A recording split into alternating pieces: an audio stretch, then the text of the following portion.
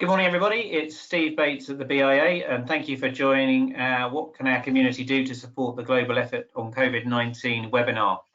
In the next 45 minutes, I hope to be able to lead you through some of our thinking and some of the work that we've been doing, and you'll hear from some of the leaders in our sector who are working on particular aspects of this, and there'll be a chance to participate, ask questions, and we'll set out some next steps.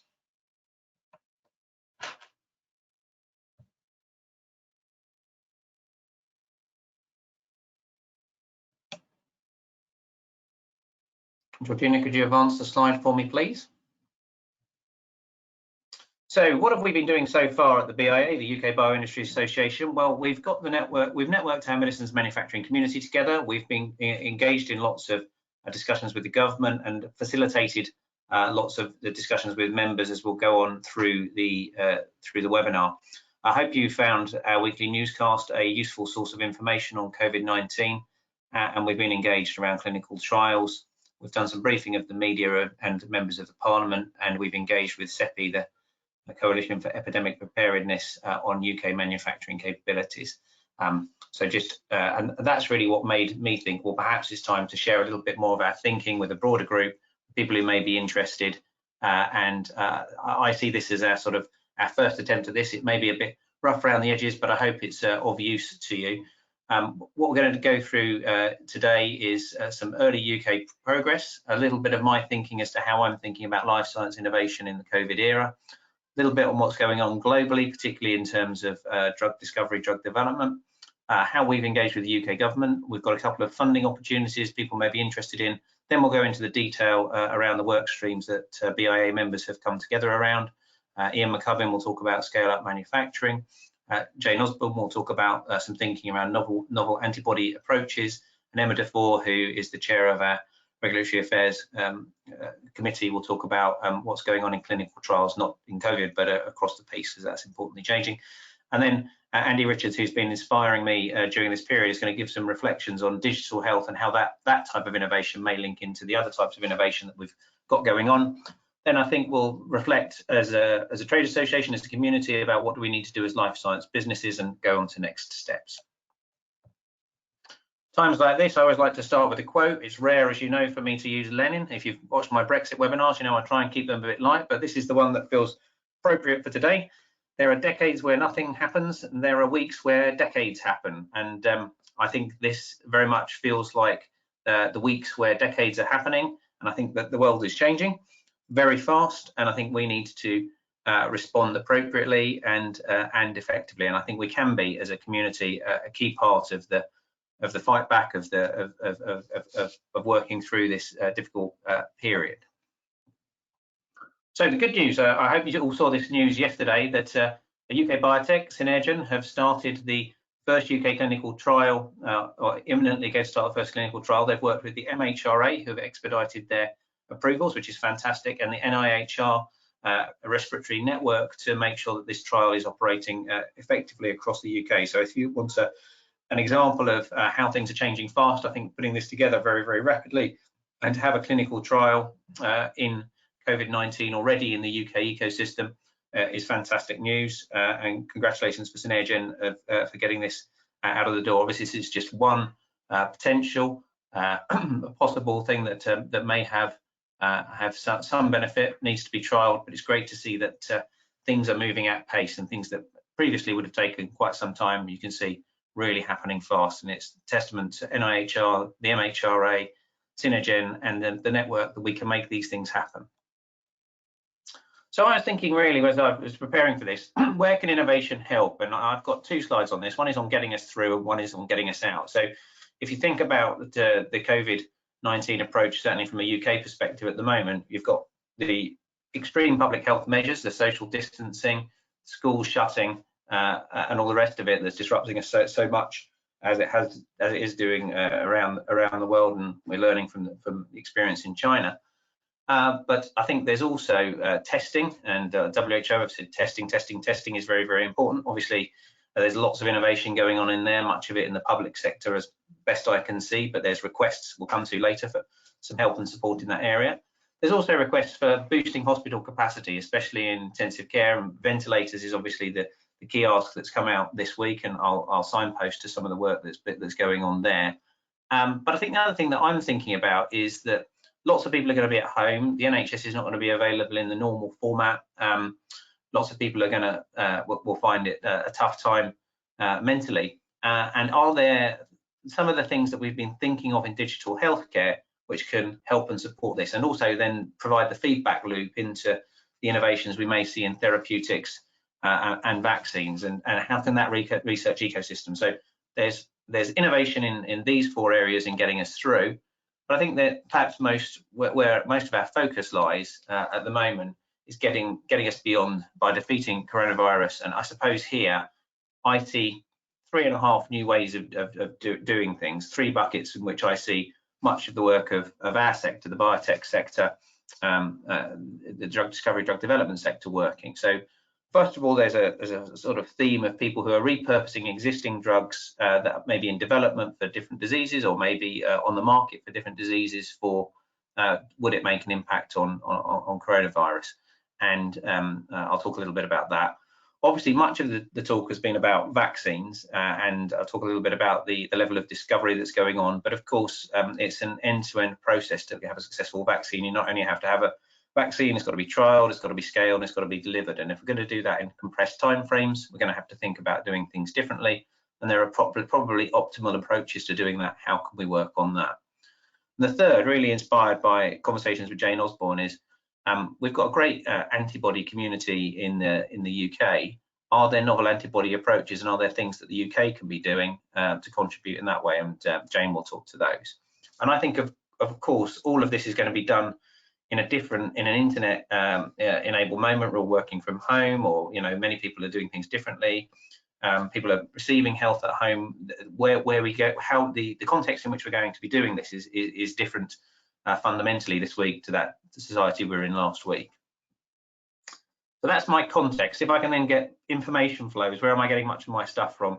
I hope you're aware that BioCentury, the trade magazine, have set up a coronavirus analysis page, which I've found quite useful in terms of understanding where the therapeutic vaccines and developments are happening, and the status of some of those things. And we partner with them in recent times in going to China. I find their information useful.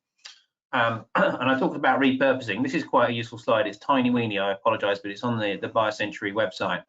It's just an example of the trials that are going on, what's in trial, what phase it's in, and where they're getting to. And you can see that at the moment, as we go through March, we're starting to get some readouts, and in April we'll see some further readouts of some things in phase 3. So this is a dynamic picture, and I think it'll be interesting to see this. So we should just be conscious that this is moving at pace globally, and we will start to see an emerging picture as these read out. No more to say on that at this stage. Vaccines in development. The BioCentury list has this many. I think it's about 59, 60, something like that. And you can see that, that some of the core ones at the top, they've put the pharma or big biotech ones: Sanofi, Pfizer, BioNTech, Johnson & Johnson. Obviously, they're the well-known ones. You can see there's lots of other ones from around the world, and I've put the loop round the 2 that are on the list from the UK: Imperial College London, Robert Shattuck's group on RNA vaccine, and University of Oxford out of the Jenner Institute, viral vector. And the reason I put those there is that when Ian talks, you'll see that we are, we're working in a sense behind the UK element of this, but you can see that there's quite a global program going on at the moment. Obviously, most of this is very early. It's pioneering. Something will emerge. I wouldn't expect to see this many make it all the way along, but it may be useful for people to get the sense as to where's the UK effort in the global effort. And I think you can see the UK has got some horses in this race, and we should be keen to support those, but maybe that our capacity can actually support something that comes out of this global effort as well as time progresses. Again, leaning on BioCentury, this is their list of development programs for new COVID-19 therapeutics. They exclude from this list repurposed drugs having an existing go. And what's striking to me on this, and I think Jane will talk to this, is how many of these have got the technology of antibody next to them. And again, this is probably a couple of weeks out of date, but you can see, if you look at the US sort of plays that are having a go at this, many of them are in antibody, and given the UK's capacity in this, I think it's useful to think about what it is that we could do, and Jane will talk to that in a bit. So the BIA spends most of its time in normal times engaging on behalf of the sector with the government, and we are doing a lot of that coordinating with groups listed on this slide. Perhaps the one that we're less close to, and perhaps we should be more close to, is Public Health England. But we are engaged, and I think it's clear that the nature of requests coming from government are at a different pace and in a different organisational shape to that which we've seen in the past, and they are going through the gears themselves as to how to organise this. So the next few slides may be a bit messy, but they really are a live endeavour to try and link people in, because many people have come to us and say, can you do the linkage? And the answer is it's a bit foggy at the moment, but I'm having a go. So here's one we got yesterday from the Cabinet Office. I'm contacting you as part of the Cabinet Office in relation to COVID-19. They were seeking assistance from companies that can provide large-scale testing services, because they're looking to increase capacity to undertake more testing. This comes from Crown Commercial, an office in Liverpool. Janine has been asked to put this together, so they're asking who can do this, who are the contacts in these companies for them to progress it. If the company is able to help, what would the turnaround times be? What form would any such testing be done? Would these be testing kits that are posted? If you can support any of the above points, it would be appreciated. And I've put Janine's contacts in here. She's asked me to if people do have the capacity to help on testing, or know somebody who can help on testing, she is looking to compile this. I know they are looking to improve capacity, and she's been doing this since the start of the week. We're also aware that there are other hotlines that have been set up, and other things for businesses to offer support. And if you think of my framework, which was there are immediate needs in a sense to help through the period of COVID-19, and then there's some things that will be solutions. At the moment, I think they're a bit mixed up in the world of the government thinking. So you can see what I've got at the moment is some PHE email. So vaccines, there's a PHE email. Ventilators, there's a dedicated web portal where companies can put details in, and there's a phone line, and they're running that through BAYS. Innovation and tech is being run, as best I see, through nhsx.nhs.uk, and again we've got this email as the best one. And then there's another one on testing and diagnostic capacity. I'm not quite sure how it fits with the Crown Commercial one that came in yesterday, but COVID diagnostics at phe.gov.uk. And I think the reason why this is it's moving fast. And I don't think it's a straightforward landscape for UK small and medium-sized enterprises to connect with UK innovation at the moment, but that's because they've changed their structures and have gone to war footing this week. I think our job is just to keep innovating and offering. And if I could just give you a story of this, there was this piece on BBC London last night from a guy, Thomas Meany, who's founded OpenCell, a series of porta cabins that have lab testing and startup capability in West London. He was obviously asking how could he connect on the telly, so I've put him in touch with Janine, and hopefully that's some of the things that we can do. I think this will emerge, but I think it's an emerging picture at the moment. Funding opportunities. LifeArc are opening a £10 million fund on COVID-19 this week. I think this is absolutely emerging as we speak, and there's probably, it may not even be on their website yet, but they've asked me to share with this group that they've got a £10 million fund for the deployment and testing of therapeutics that can be rapidly deployed. A call will be going out this week. The reason I highlight this is I think that LifeArc are the type of organisation that are capable of making decisions fast, and it may be that there are people on the call who are looking for stuff. So if there's one that's available, that's likely to make decisions, doesn't have to go through government processes, and may be able to help with things, the LifeArc one I would point you in the direction of, and I'd say watch their website. The European Commission did one, EIC Accelerator, which I know some people got into before the deadline yesterday, and the reason I think that I put it on again is perhaps that will be a route that will be run again, and perhaps, I don't know if you've got a fantastic idea and you didn't hit it by yesterday, whether they will be absolute on their deadline on this, if it's something to do with COVID-19, I don't know. But I know that some people went for that one yesterday.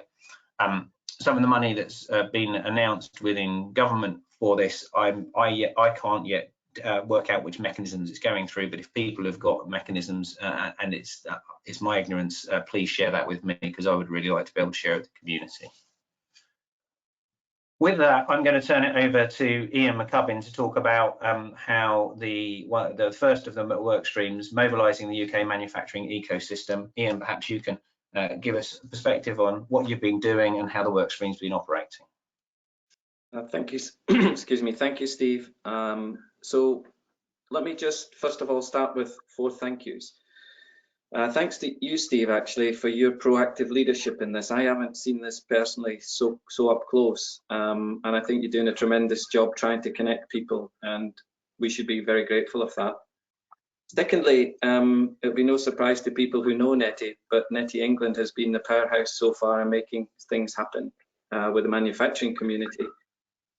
To all of the BIA companies who've responded so positively and quickly to requests for help. And finally, Andy Jones from Innovate UK, I'd like to thank, because he's been connected to all of this from day one. And actually that's quite important, because it keeps this effort very close to the UK government. So maybe on the next slide, I'll start to tell you a story on how this has progressed so quickly. So on the 10th of February, Steve, Netty, James Miskin and Stephen Ward and I had a call, and we were principally brainstorming how we could support the adenovirus vaccine from the Oxford Clinical Biomanufacturing Facility.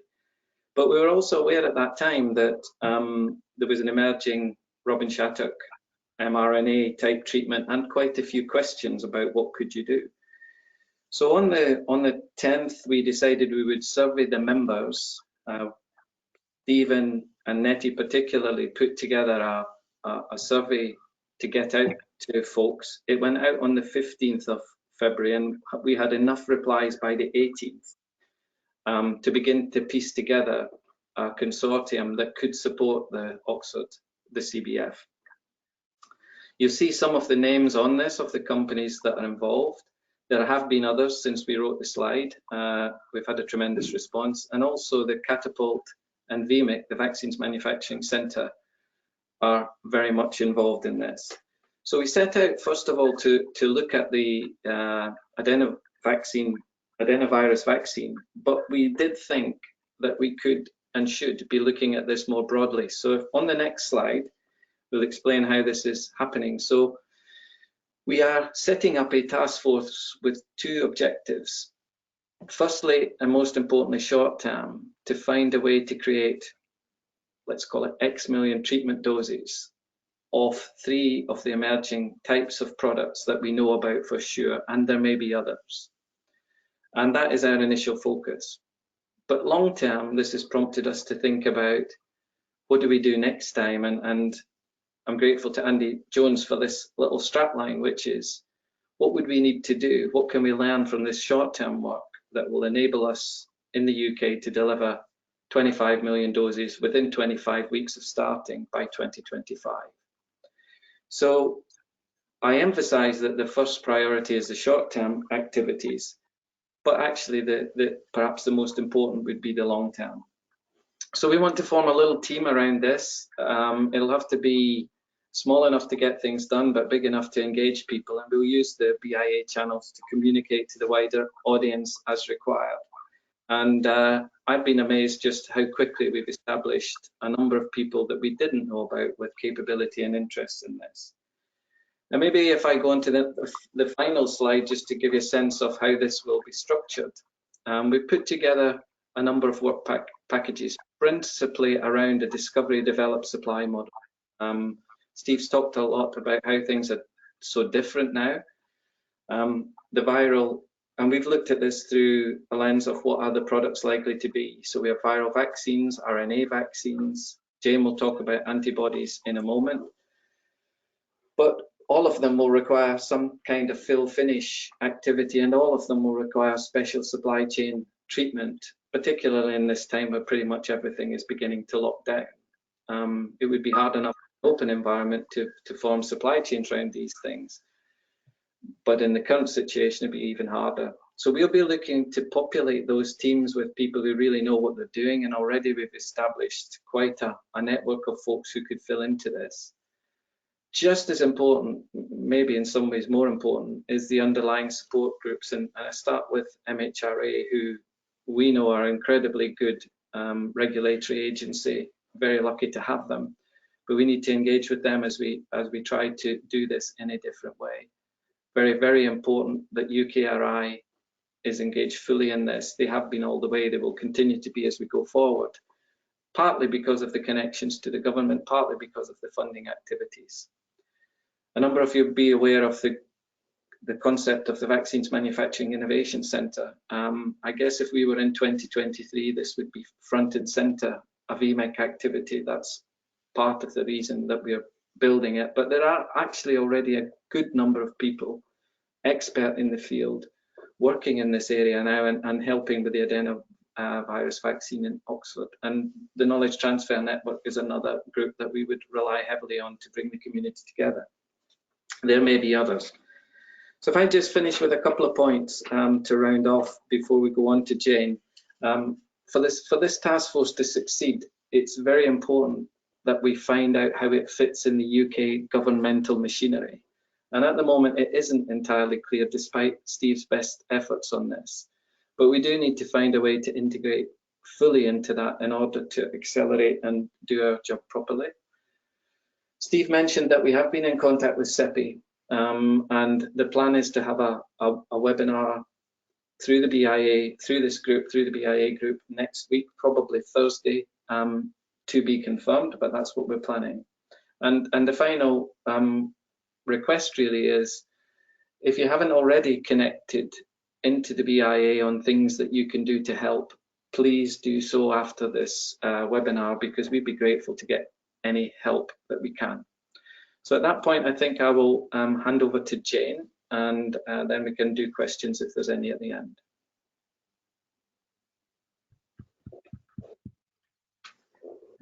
Thanks very much, Ian. And maybe I could also start with thanks to you for sort of trailblazing and putting together such an effective way of working. And again, thanks to Steve and all the team at the BIA. I think the response of how can we be a positive community in helping deal with this really unusual and difficult situation is appreciated. And from the antibody perspective, I've been working very closely with Paul Kellam, again, who I'd like to give a lot of credit to for sort of building the community here. He's VP of Infectious Disease at CHIMAB and also a professor of virology at Imperial. So I think Ian's been explaining the process that he's been through. I would say that the antibody workstream is slightly behind in terms of nucleating. So this is a sort of a fairly relatively rough and ready starting point. But I think what I've found having conversations over the past month or so with people, and particularly sort of ramping those conversations up over the past week or so, is that there is a huge willingness of wanting to support and provide expertise and ideas and capabilities from not just our BIA members, but from the broader life science community in the UK. And thanks to everybody who's helped support that. I think it's clear that ventilators and vaccines are the absolute urgent requirements in terms of the short term, but we do need to really think about how we are building our long-term resilience. And you saw from the slide that Steve put forward on some of the therapies that are being developed, that antibodies are playing a role in that. And I think there's a mixture there of antibodies that are being repurposed for being used to treat symptoms, but also I think we need to think about the discovery pipeline and antibodies to block neutralization. So if I go on to the next slide, just to sort of explain really how we've been thinking, and as I say, this is early thinking and we'd love to get more input, but we've decided with Ian's focus on vaccines that the antibodies probably actually need their own workstream which will be completely integrated and connected with everything that Ian's doing. And obviously there are various points of overlap, which I'll explain, with the idea of developing neutralizing antibodies, potentially as prophylactics. I think looking at how we protect at-risk groups and critical healthcare workers and other at-risk groups is really important, and we need to think about that as a long-term strategy. And then also how we have the potential to develop antibodies as actual therapeutics. So as I said, myself and Paul Callum from CIMAV have been pulling together the starting of a framework for this. And I think really what we're trying to do initially is build a cascade where we're gathering at the front end, if you like, ideas on what could be feeding this funnel in terms of neutralizing antibodies and potential therapeutic antibodies, either from patient repertoire analysis, B-cell analysis, from the literature, looking for repurposing or re-engineering other viral antibodies, host antibodies for assessment. So there's a sort of front-end funnel there, and ideas welcome into that. And then putting together a cascade of assays which will involve a mixture of in vitro and in vivo models, and in the middle of that we need to find ways to do high throughput small scale anti-production to run this cascade. That is all well and good and potentially could be run pretty quickly, and there are a number of academic groups and other opportunities for putting all that into place already working on that. Obviously CMC in the antibody space is currently a longer term prospect, and Paul Varley and Kit Elbach, who is the chair of the MAC, the Manufacturing Advisory Committee at the BIA, have offered to take the sort of antibody strand of manufacturing, really looking for ways to improve and accelerate timelines, mapping out capacity in the UK, but also being really open-minded and innovative around what other novel approaches we could use to generate material. And again, sort of going back to this idea of ensuring safety, but making sure that we are being responsive. So there's a CMC sort of underpinning pillar here, and we also do need to think about how we are using our expertise to maximise the value we can get out of early clinical trial design, modelling, and regulatory. And so there's there will be work initiated on that. On the next slide, just our approach and next steps, and just I think it's important to say up front that we all realise this is a very urgent piece of work, and our view and all the conversations I've had with people over the past couple of weeks is really one of, let's just work together, let's put the commercial position to one side on this and focus on doing the right thing. We will look for opportunities for grant funding support. Steve has mentioned LifeArc, he's mentioned the EU fund. Actually, I was made aware last night that for those of you who are interested in applying for that, I think they've extended the deadline till Friday for the EU funds. So there will be mechanisms for funding, but at the moment we're nucleating this work and providing resources from our organisations to get this running.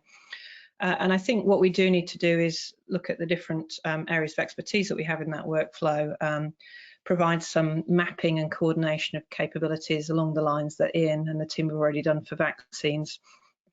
Thank you again for everybody who's already offered support and commitment from the manufacturing communities and from production communities, and lots of academic groups as well linking into this.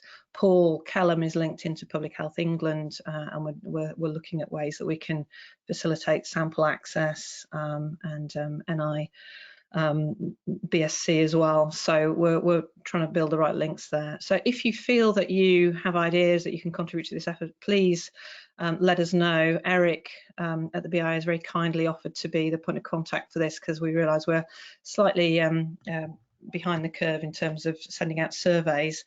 So please do just drop us an email and we'll start putting more structure around this over the coming few days.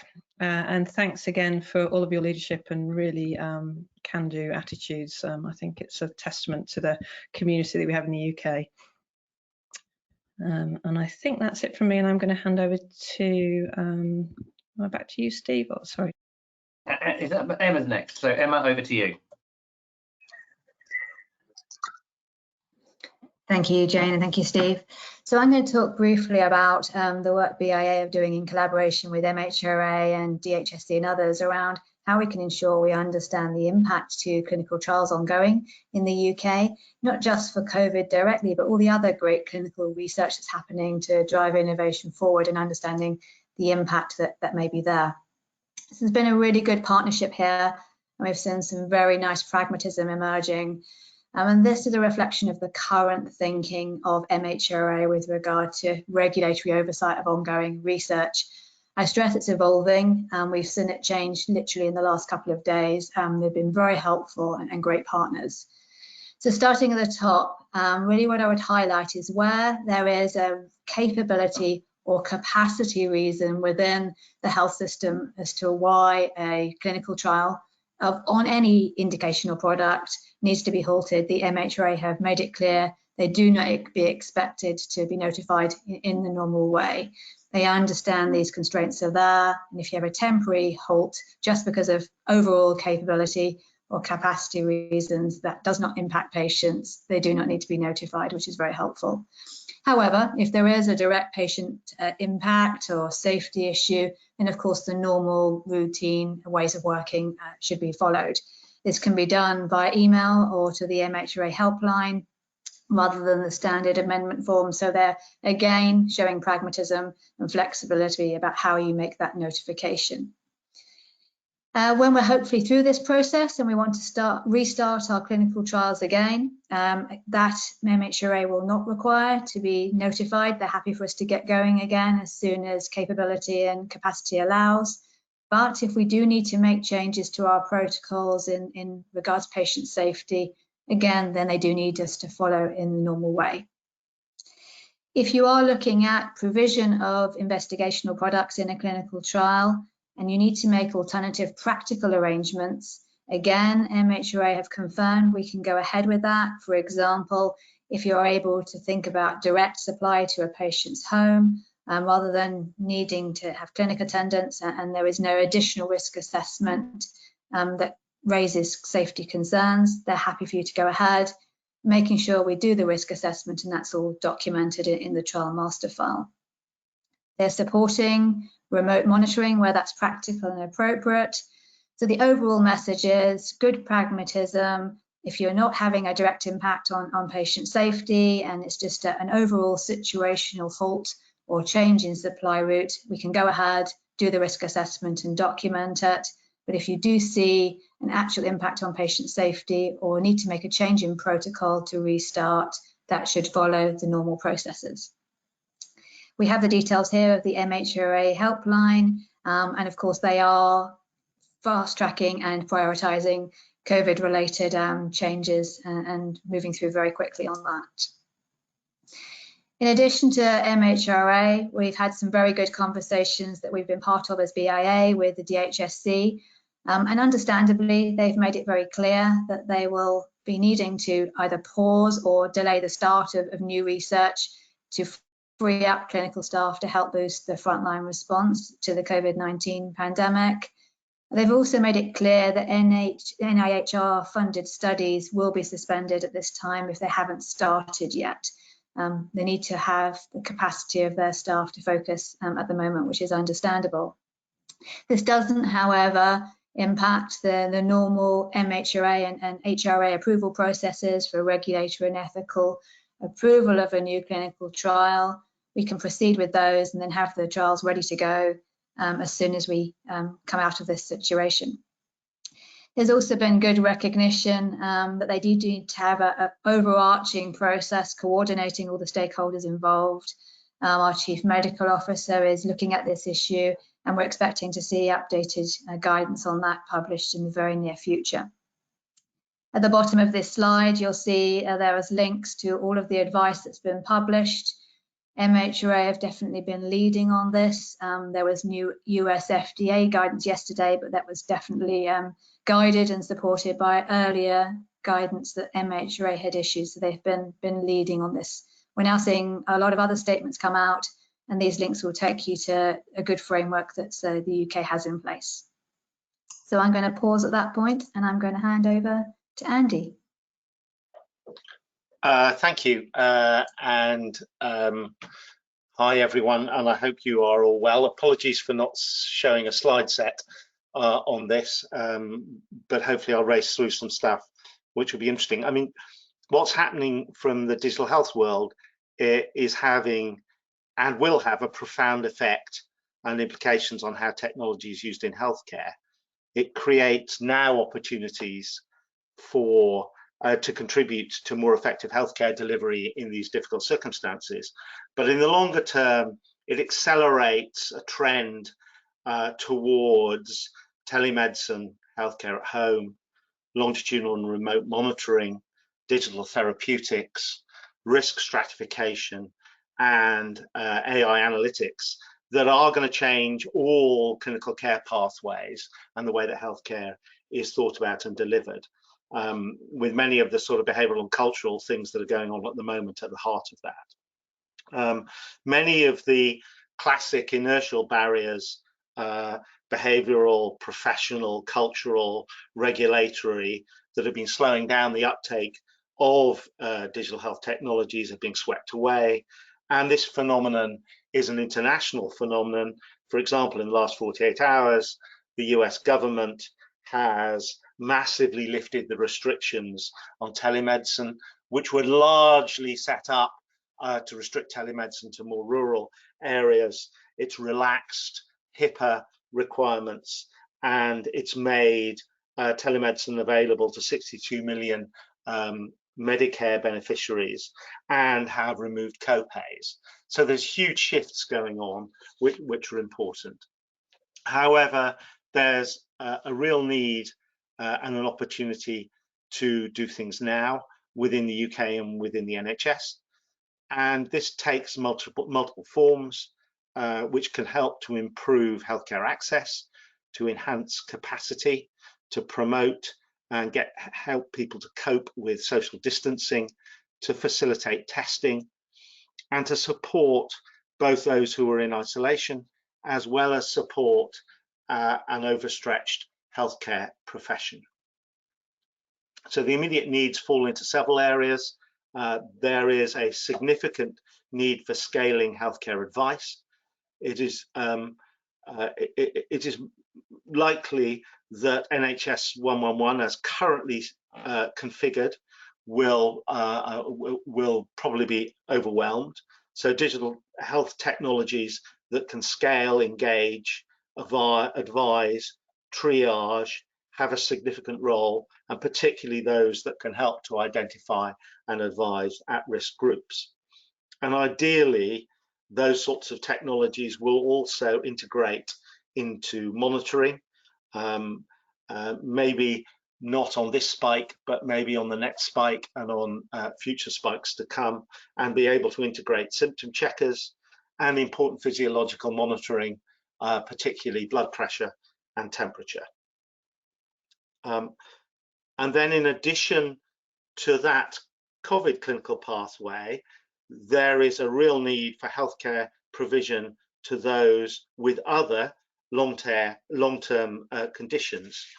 And of course, the care of those with long-term conditions needs to be maintained, but obviously changes in an environment where most people are staying at home. And as these are some of the most vulnerable to coronavirus infection, their care needs, as far as possible, need to be managed and monitored remotely, and their care needs to be scheduled in relation to the rest of healthcare. And that covers people with COPD and asthma, respiratory conditions, of course, diabetes, MS, those who are immunocompromised, cancer, and heart disease, And there seems to be a special issue here with the 30% of adults, of the adult population who have high blood pressure, because the data on mortality and high blood pressure are significant. So then next, there is a set of technologies for the support of those who are self-isolating, which now, of course, is almost all of us, and especially elements of mental health support to that community, and mental health support to an over-pressurized, overstretched healthcare workforce. And that's an area for remote therapy and digital therapeutics. The next is platforms to facilitate remote consultations. Of course, we have a situation where that's important for primary care and GPs, where things like Push Doctor, Babylon, etc. can play a role, but also secondary and tertiary, where hospital consultants are not able to operate as normal. And so platforms to facilitate remote consultation and treatment and scheduling are important. And finally, there are delivery platforms when we are all at home for medicines, that's online pharmacies, but also integrating into testing.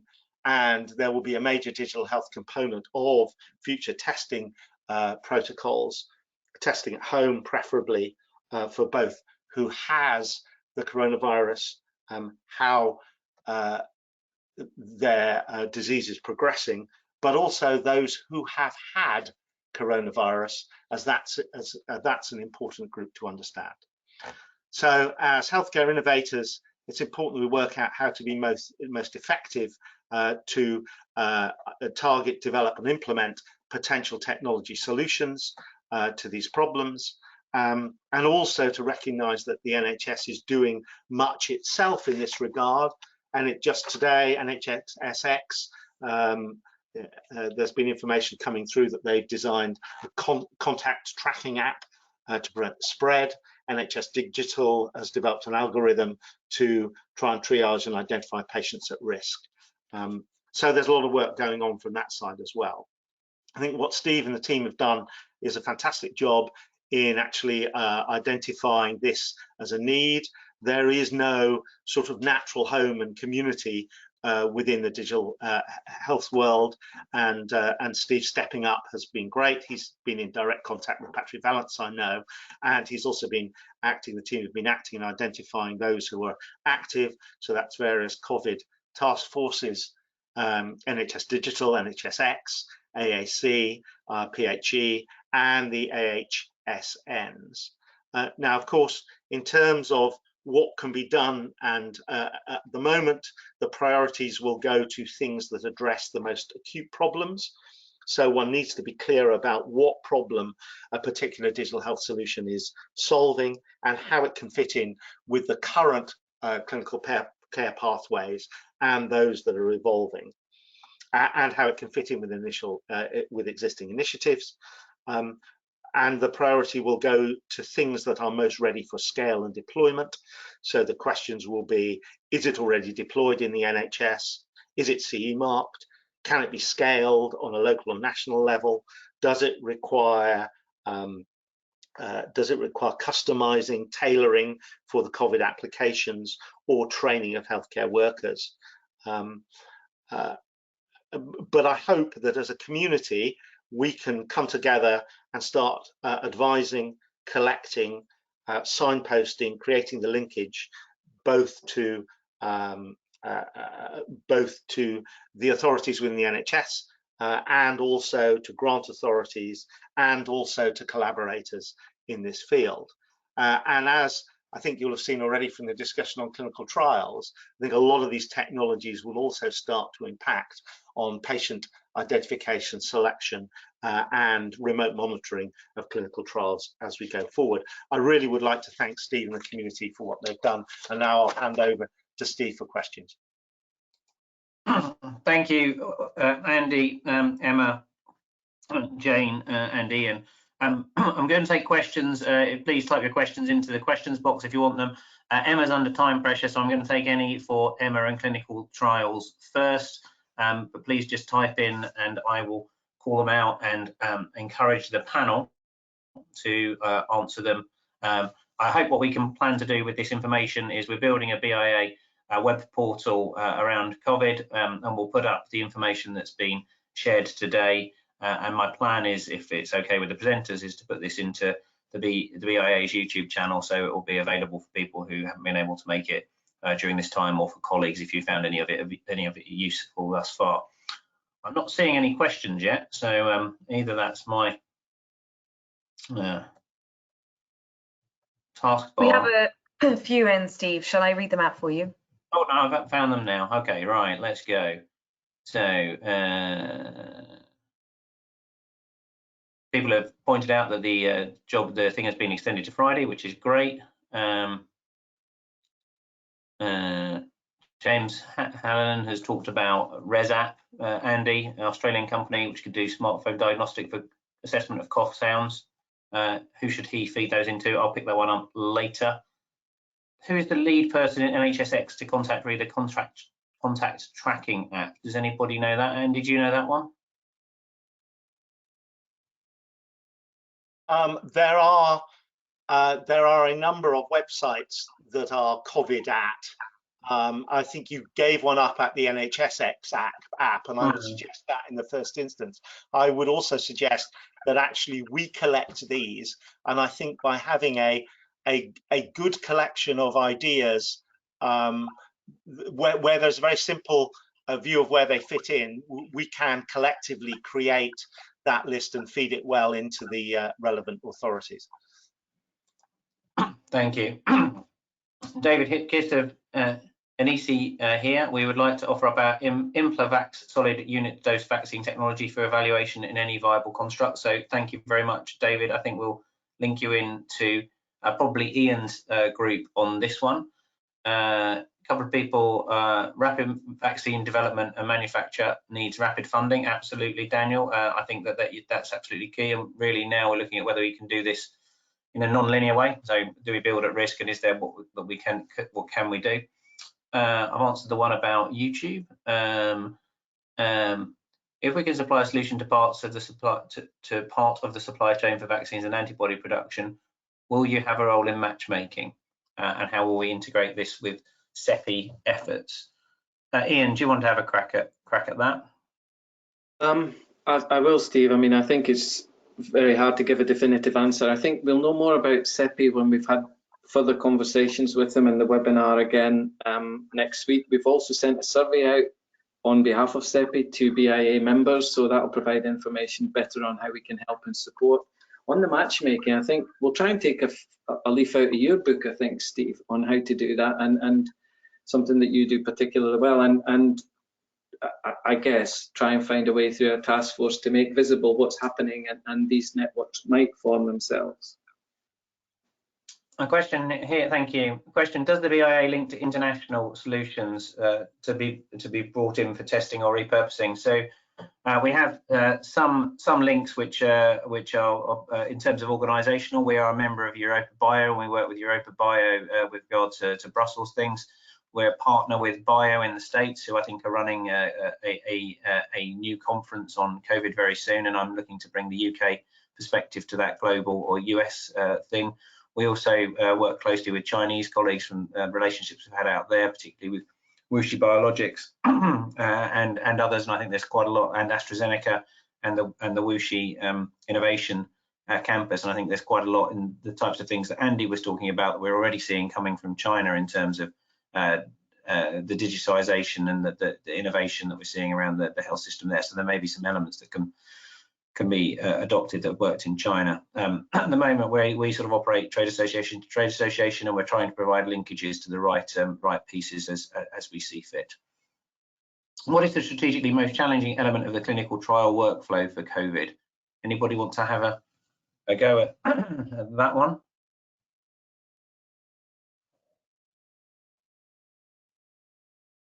I'm not sure I can answer that one. I don't think we yet know how the LifeArc funding is going to work, but I think watch their website and we'll see that next week. Those of you who are BIA members will know Diana Sternfield is a key linkage there. So Diana may be able to provide contact for people who know her as to how that's emerging, but I think they'll have that set up next week. Any thoughts being given, being given to getting a list of recently retired scientists, biohazard, clean room manufacturing skills that could help? Thank you for that thought. Workforce, I've not spent a lot of time on workforce, but I think if there is capacity and there is, if there are people that can step up, I think in the way that we're seeing the NHS thinking about workforce, it makes sense for us to, as a community, to think about that. And Jane, I don't know if you have views on how we would do that or whether that's sensible.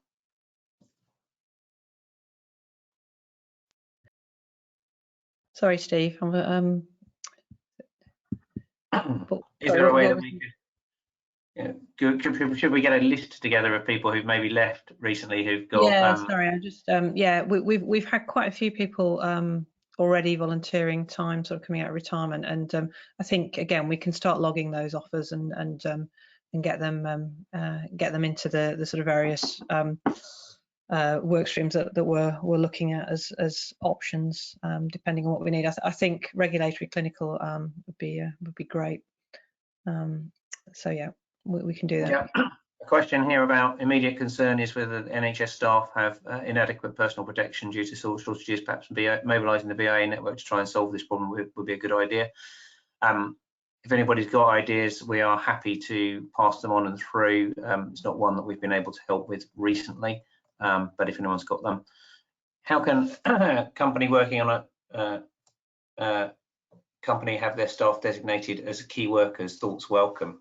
I'm going to come on to this in a sec, but this morning we've written with the other trade associations, the ABPI, the ABHI, BIVDA, both to the Life Science Minister and others in government, expressing the need for our community to be able to be designated key workers to continue this work. And we've seen that has our sector has been included in other countries where they have designated key workers. So my assumption is that the UK will follow similar international protocols, and there's a positive chance that we will be designated key workers. I'm assuming that, and I think people should work on that assumption, but we're checking it out with government, and a letter's gone in this morning since the announcement yesterday.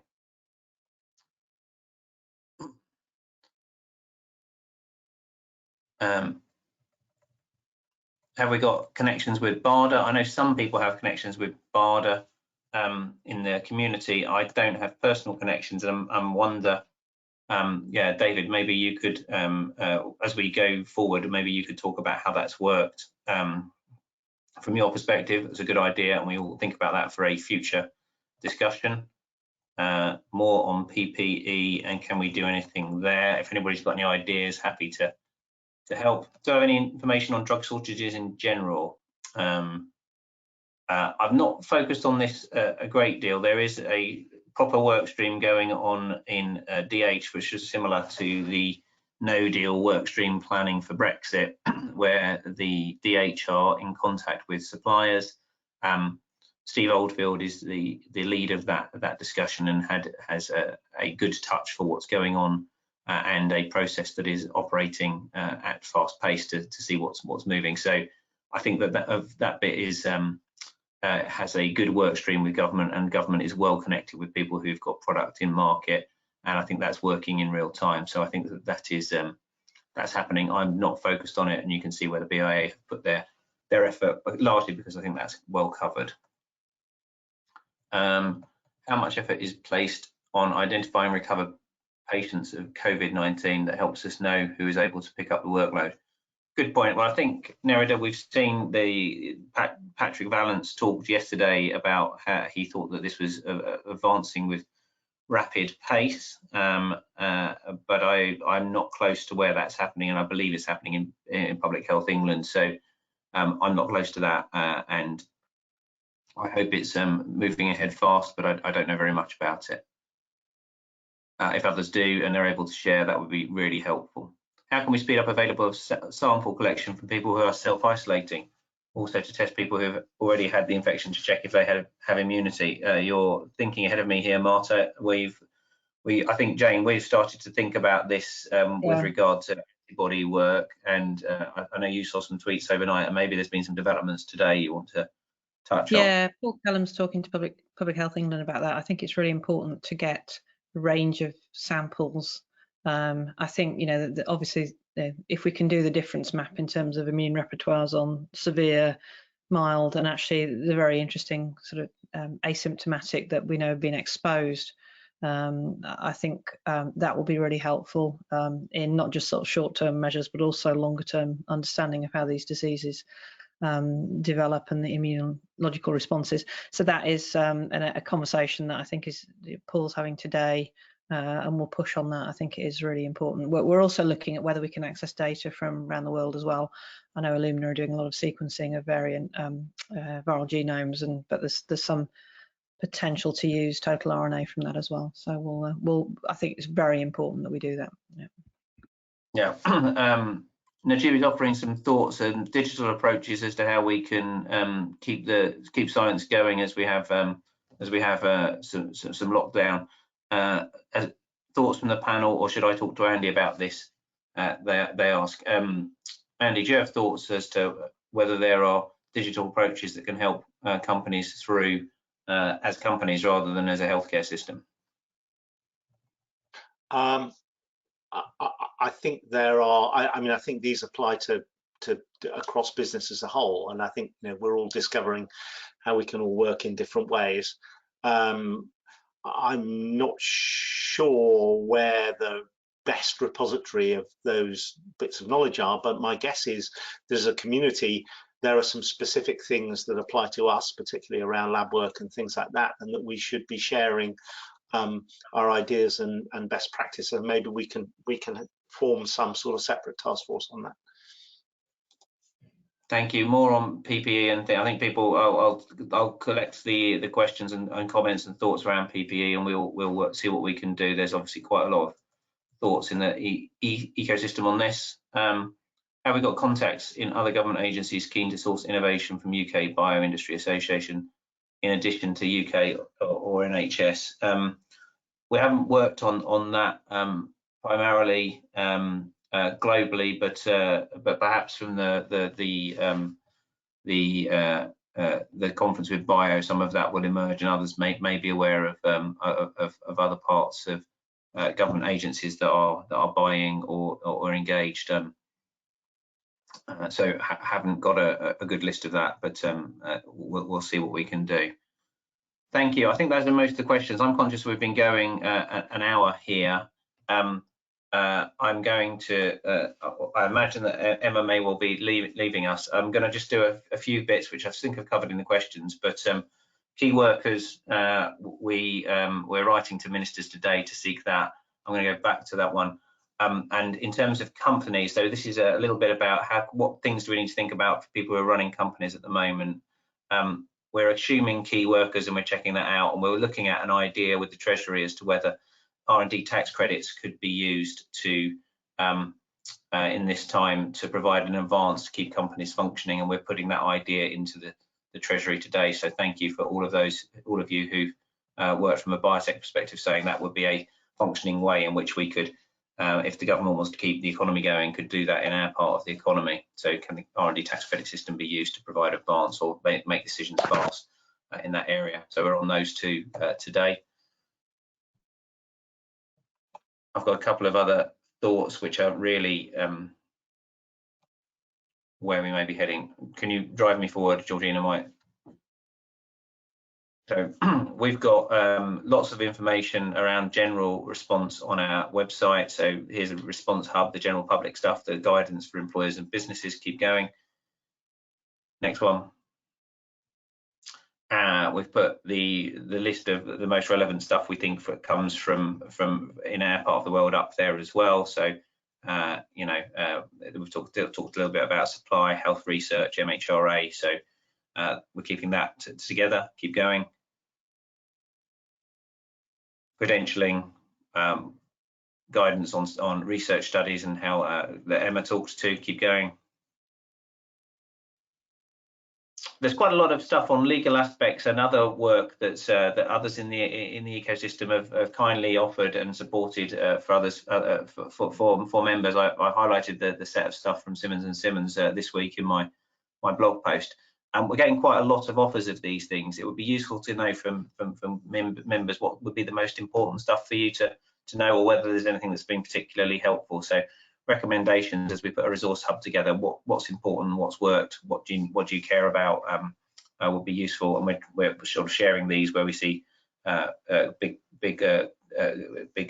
members are providing advice. So hopefully this is of use. Tell us if it isn't, or what else you need. Keep going. So what we're going to do, next steps externally, I think we're seeing in the House of Lords today a discussion on what the UK's government's approach may be to novel manufacturing for COVID-19. So that may move things on, and we're watching that with interest. I've talked already about there's going to be a virtual conference in the US for BIA on industry approaches to tackling COVID. I'm keen to make sure that the UK is well represented, and that's at planning stages at the present. So it may be some of this will feed into or become part of the global discussion, largely American-led in terms of much of the discovery science. I think we've talked about this. We talked about, could we get people to say they need bloods for studies and in the immune system, so that we can look for antibodies and find out what's going on. I think that Jane answered the question, and this is progressing already. So keep going. So what are we going to do? I think next from us, we'll do another webinar next Thursday if people find it useful. This time we'll focus on managing life science businesses through COVID rather than on sector efforts against COVID, although we'll update on where we've got to from the stuff we've done today. The BIA website will have COVID resource pages up and running in the next few days. And as Ian mentioned, we're looking to put together a separate webinar on manufacturing with CEPI's Jim McMahon, who is their sustainable manufacturing lead. He's understanding what it is that is needed if CEPI are going to work on the global capacity to have the epidemic vaccine delivered.